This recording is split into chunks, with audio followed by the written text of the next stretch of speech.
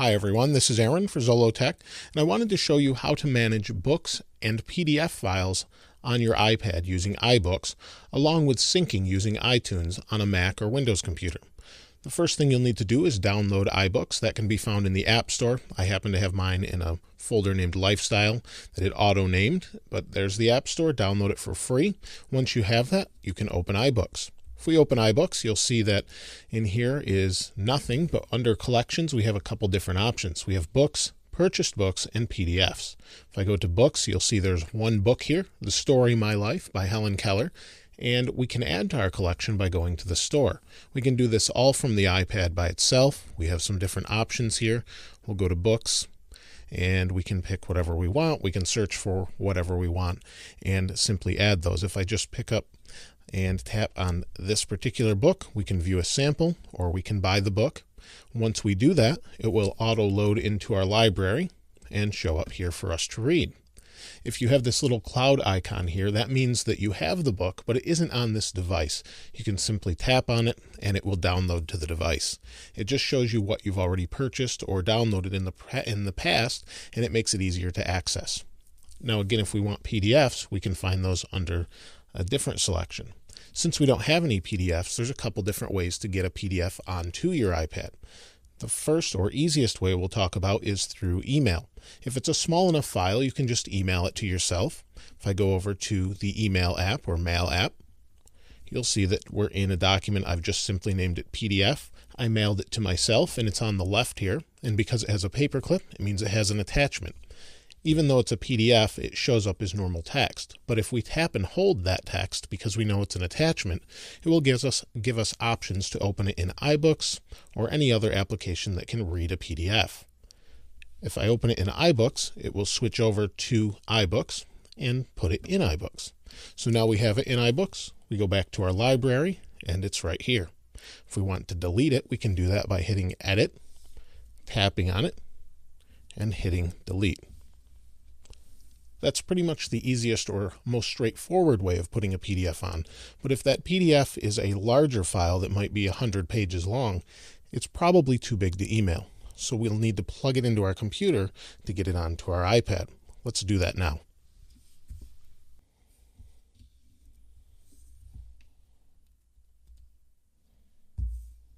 Once you've connected your iPad to your Windows PC or Mac, you'll need to open up iTunes.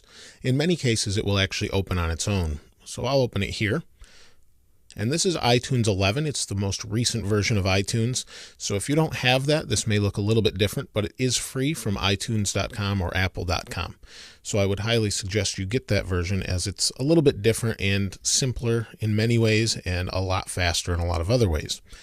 The first thing we see here are some books that I've downloaded for free. You can get those in the iTunes store here, but we won't talk about that. It's basically the same thing as I showed you before on the iPad. So you can see we have Little Women, Little Men, Gluten-Free Cookbook, and a couple others. On the left here we have books, and this lets us switch between music, movies, TV shows, books, and apps. Now the fastest way we can get a book onto the iPad is actually just click on the book you want. So in this case, I guess we'll pick Little Women. Click and hold and drag. As soon as you drag it to the left or right, my device will show up on the right. You can see there's my iPad. Then I hover over it and highlights, let go, and it will begin to sync up here. It will just dump itself onto my iPad, and once it's done, we'll be able to go to the iPad and read it. We can do the same for PDFs, and you can see this is along the top here. We have audiobooks, books, PDFs, authors, and lists. If I click on PDFs, you can see I have a PDF. It's the exact same one I showed you before, but the same thing applies here. Click, drag, and this will take a moment here. Click, drag, and you can see my device shows up. So that's pretty much the easiest way to get something onto the iPad. Now there are a couple other ways you can do this as well. If I click on my iPad itself here in the upper right, you can see it shows information about my iPad. I can sync it via Wi-Fi, and if you really don't want to convert or change anything here, that's fine. It should work just as well. Since we're dealing with books, we'll click on Books here at the top, and you can see we have the option to sync books. Now, a lot of the time you may be needing to get a PDF from someone else, and you don't really want to use sync, because if I click on it, you'll see it wants to erase everything. It's saying, are you sure you want to remove everything because you haven't synced with this computer? Well, I don't really manage my iBooks and music the same way, and I don't really sync, but you can use this option, and anything you add to iTunes will automatically be added.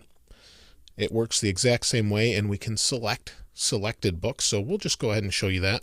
Remove and sync. We can select specific books or all of them. And if I just want this one and maybe this one, and audiobooks are down here as well, we can click done and it will just show up on our device. I won't apply this for now since I want to kind of keep things the way they are, but I think you'll get the idea as far as that goes.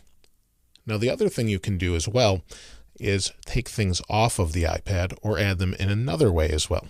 So what we want to do is click on apps here at the top. So again, we're on our iPad again. Click on apps, and you can manage all your apps. You can drag and drop just the same. But down here, if I scroll down a little bit, you can see file sharing. The apps listed below can transfer documents between your iPad and this computer. So what that means, into the computer or back out from the computer into the iPad. And you can see I have a few different Apple applications. We have Amazon Kindle, a couple different things I use regularly. If we go to Pages, where our books are, you'll see that we have a document there. We can't move the book, but that's already on our computer, so that doesn't really matter. But we can move the PDF that we've imported or created. And we can do that just by simply clicking on it. You can see it's highlighted here. We can click Save To, pick our save location, and save the document. If I click on it, it'll say that it's already there, but I can replace it or not replace it. We can also add directly to Pages from here. So instead of dragging and dropping the PDF, we can just simply click Add. We can select the PDF, open it, and again, it's going to give us the same dialog. I'll say Replace, and now it's synced. So there's a couple different ways that you can do things within iTunes and between your iPad. It makes it really easy to sync things between the two, and should be pretty simple or straightforward, hopefully, after seeing this video. If you have any questions or comments, please place those in the comments below. As always, thanks for watching. This is Aaron. I'll see you next time.